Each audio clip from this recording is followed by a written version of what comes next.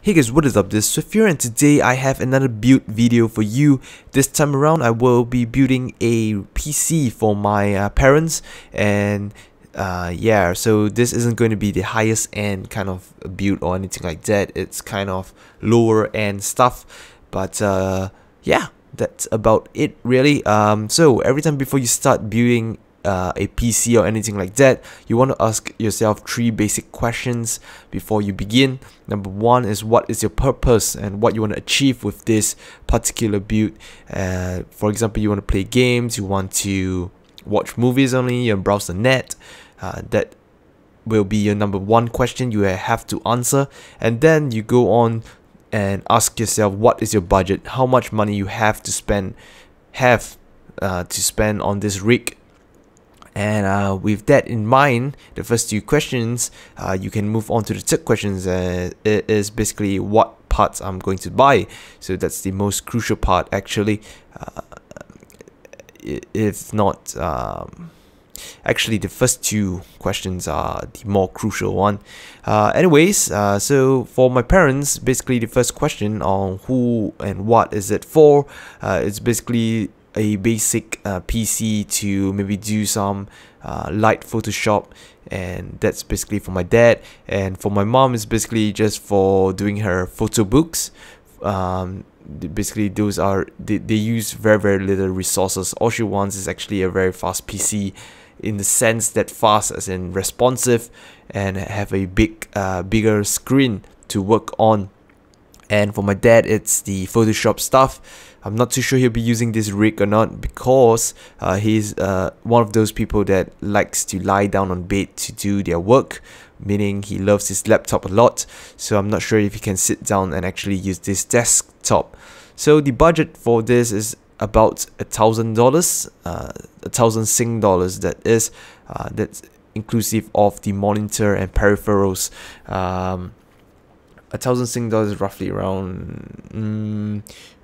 around 800 US dollars, I believe, something like that.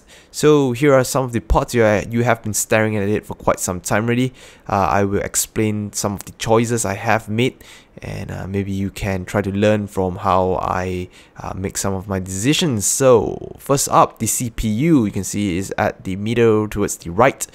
It's a i5 4460. The reason why I gone for an i5, I actually considered getting just a Pentium, the new anniversary edition, something like that, and clock it and overclock it to a higher clock rate. But the thing is that if my dad actually uses it for Photoshop, it would definitely benefit from the extra cost. All the rendering, all the filters and all that stuff would definitely benefit from extra cost. So with that in mind, I actually opted for a more powerful CPU, and that is the i5 4460, which is kind of like the mid-range budget kind of CPU, I guess. So that's that.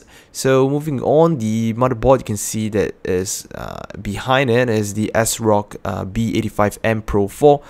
This is basically one of the more value for money motherboards that I can buy with money. I did consider a very basic H81 board that would save me probably about $60 to $70.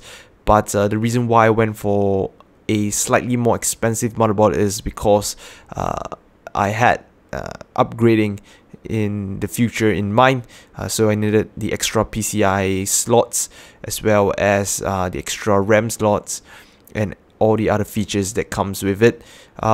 So yeah, that's why I chose it. It's one of the cheapest board actually in this range, not too expensive at all.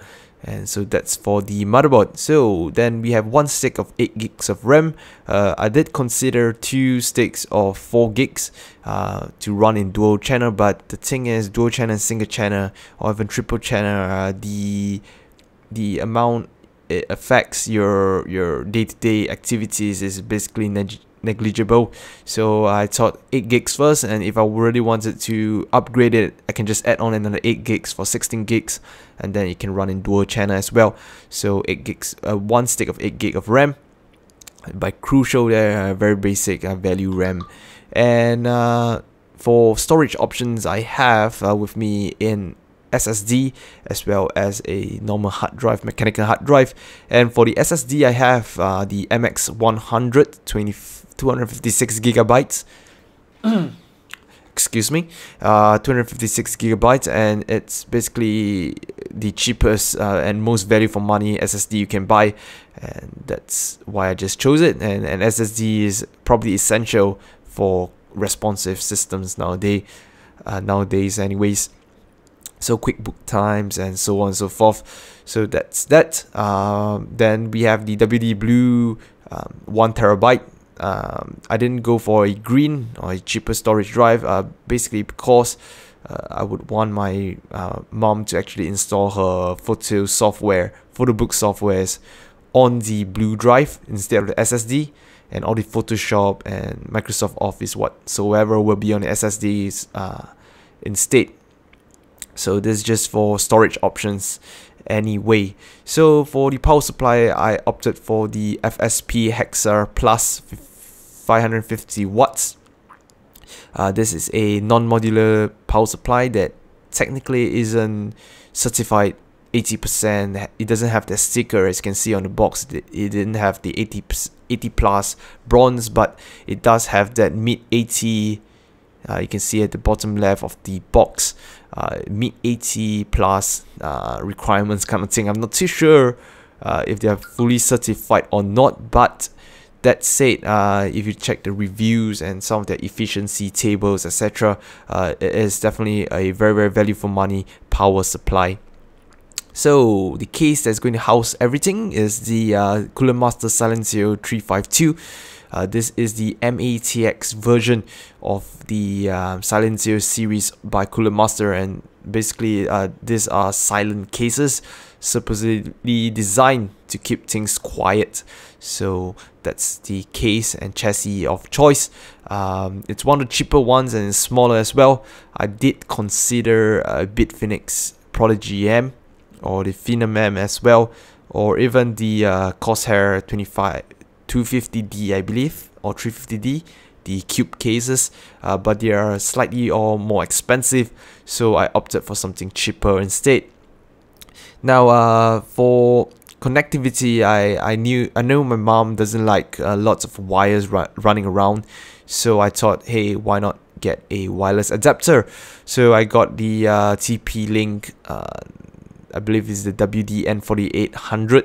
It's basically a dual band 450 megabit per second PCIe wireless adapter.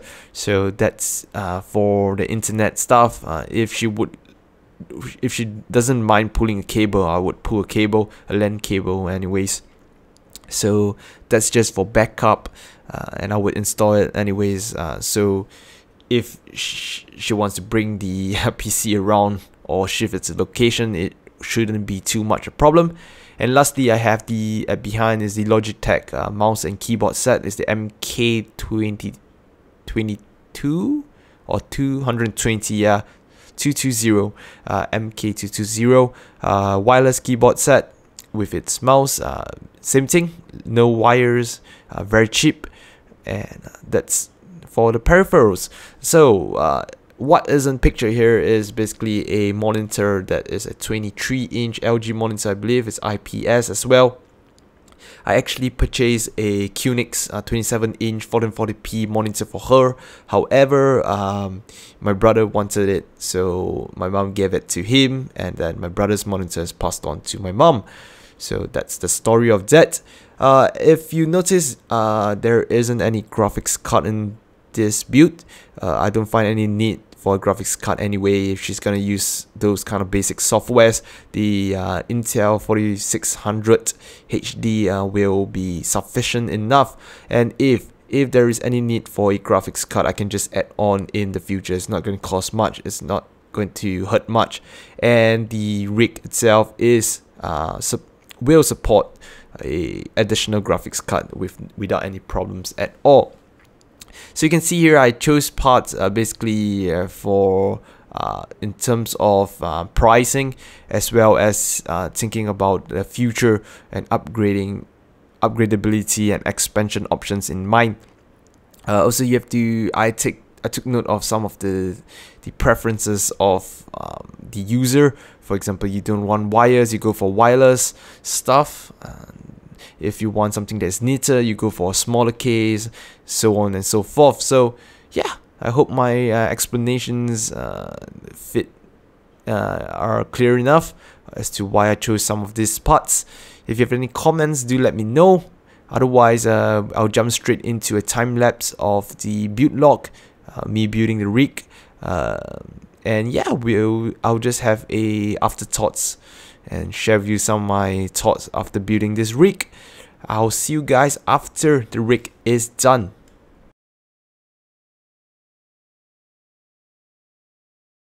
Okay, so I'm finally done with the case, and I've just tried to boot it up and to see if it even posts, and it does, so that's a very good thing.